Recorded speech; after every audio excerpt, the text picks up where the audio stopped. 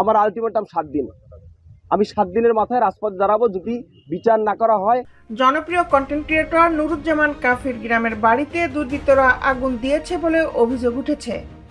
মঙ্গলবার দিবাগত গভীর রাতে এই আগুনে ঘরবাড়ি পুড়ে ছাই হয়ে গেলেও কেউ হতাহত হননি। গভীর রাতে নিজের ফেসবুক পেজে এক পোস্টে এই অভিযোগ করেন কাফি।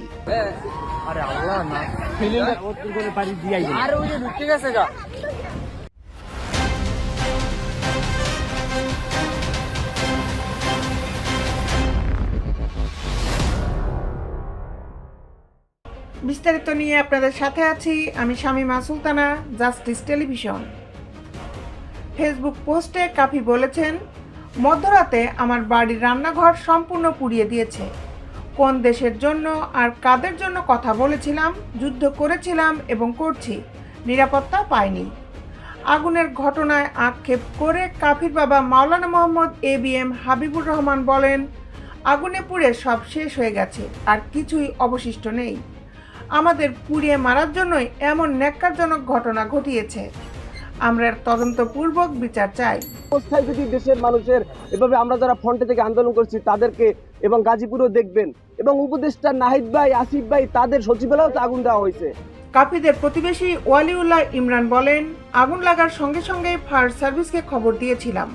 তাদের সঙ্গে আমরাও আগুন নির্বাপনের কাজে নেমে যাই। এটা সম্পূর্ণ পরিকল্পিত, কারণ জানালার বাইরে থেকে ছিটকানি লাগানো ছিল। সবাই এক কাপড়ে বের হয়ে কোনো মতে প্রাণ বাঁচিয়েছে।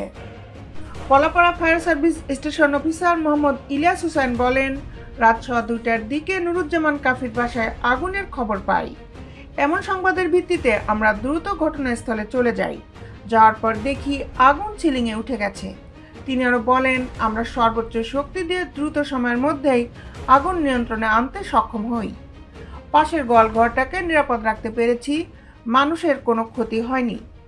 প্রসঙ্গত, জুলাই আন্দোলনের পক্ষেও বিভিন্ন ইস্যু নিয়ে সোশ্যাল মিডিয়ায় কথা বলা কাফির বাড়ি পটুয়াখালীর কলাপাড়ার রজপাড়া গ্রামে। তার বাবা রজপাড়ার দিনে ইলাহি দাখিল মাদ্রাসার সুপার। কাফি 2019 সাল থেকে ভিডিও কন্টেন্ট তৈরির কাজ শুরু করেন। তিনি মূলত বরিশালের আঞ্চলিক ভাষায় ভিডিও তৈরি করে থাকেন। ভিডিওগুলোতে হাস্যরসের মধ্য দিয়ে দেশের সংকটময় পরিস্থিতি সহ নানা অসঙ্গতি, দুর্নীতি, অনিয়মের প্রতিবাদ করে থাকেন তিনি। দেশ বিদেশের আপডেট নিউজ পেতে আমাদের সাথেই থাকুন। Justice television, Dhaka.